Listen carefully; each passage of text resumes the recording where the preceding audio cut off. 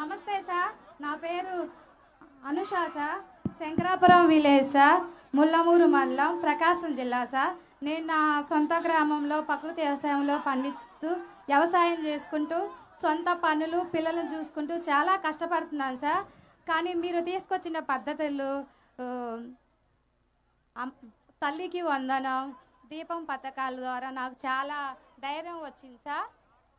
మళ్ళీ ఇప్పుడు అన్నదాత సుఖీభవ నాకు చాలా భద్రత కల్పించింది సార్. నాకు చాలా ధైర్యంగా ఉంది సార్. ధన్యవాదాలు సార్ మనస్ఫూర్తిగా. నాకున్న సొంత గ్రామంలో 3 ఎకరాలు బొప్పాయి వేసి పండిస్తున్నాను సార్.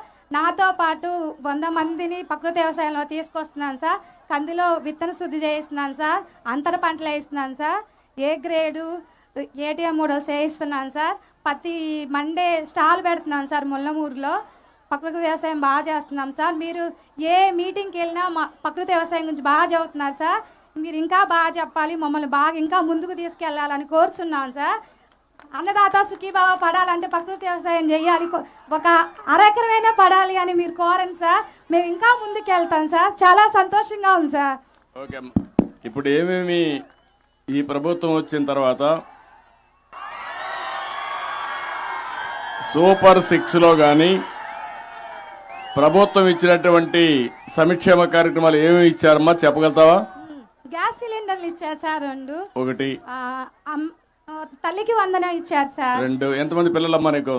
2 అమ్మాయిలు సార్. ఏం చదువుతారమ్మా? పెద్ద అమ్మాయి ఇంటర్ సార్. ఇంటర్. ఇంకొక అమ్మాయి? చిన్న అమ్మాయి ఏమో 8th క్లాస్ సార్. ఇద్దరికి వస్తా ఉందా? ఇద్దరికి వస్తుంది సార్. అంటే 30,000 వస్తా ఉంది. ఓకే, చాలా హ్యాపీగా కాదమ్మా. ఇంకేమేమి వస్తున్నాయి?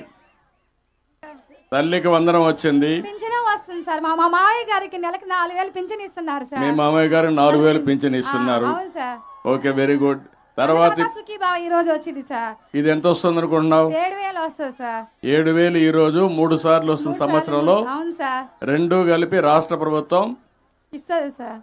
అన్నదాత సుఖీభావ కింద 14,000, కేంద్రం ఇచ్చే 6,000. ఆగస్టు 15 వస్తుంది సార్. ఎంత మొత్తం ఎంతమ్మా? మొత్తం 20,000 సార్. 20,000 అన్నదాత సుఖీభావలో పిఎం కిసాన్ లో వస్తుంది. అవును సార్.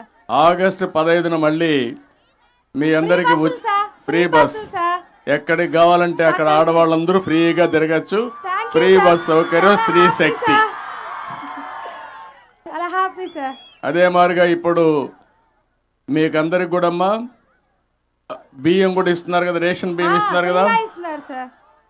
ఇంటి దగ్గరనే ఇస్తాం. కొంతమందికి ముసలి వాళ్ళు ఉన్నా వికలాంగులున్నా ఇంటి దగ్గరనే ఇస్తున్నాం కదా. అవును సార్. పింఛన్ ఇంటి దగ్గరనే ఇస్తున్నాం కదా. ఇస్తున్నారు సార్. 1వ తేదీ ముందే ఇస్తున్నారు సార్. ఒక్కోసారి హాలిడే ఉంటే ఒకటేసారి ముందు ఇస్తాం, లేకపోతే మొదటి తారీఖున ఇస్తున్నారు సార్. పేదల సేవలో తప్పకుండా మీ దగ్గరికి అందరూ వస్తారు. వస్తున్నారా? ఇంత మునుపు ఎప్పుడన్నా వచ్చారే మరిగా? ఇంత ఎండలో కూర్చొని ఎప్పుడన్నా రైతుల కోసం ఆలోచించారా? అది డిఫరెన్స్ ఈ ప్రభుత్వానికి గడిచిన ప్రభుత్వానికి.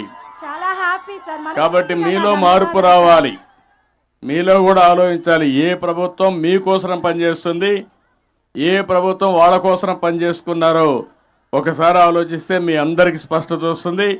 ఆ అమ్మాయి చెప్పింది నిజమనుకుంటే గట్టిగా చప్పట్లు కూడా చెప్పండి వాస్తవం అని. ఇక్కడ ఉండే ప్రతి ఒక్కరికి కూడా మీకు కూడా వస్తున్నాయి కదా, ఇవన్నీ వస్తున్నాయని చేలు పైకెత్తండి. ఇది మంచి ప్రభుత్వం అవునా కాదా? అవునంటే గట్టిగా చప్పట్లు కూడా చెప్పండి అవునని. ఇవన్నీ శాశ్వతంగా మీకు రావాలన్నా అవసరం లేదా? రావాలంటే ఏం చేయాలి?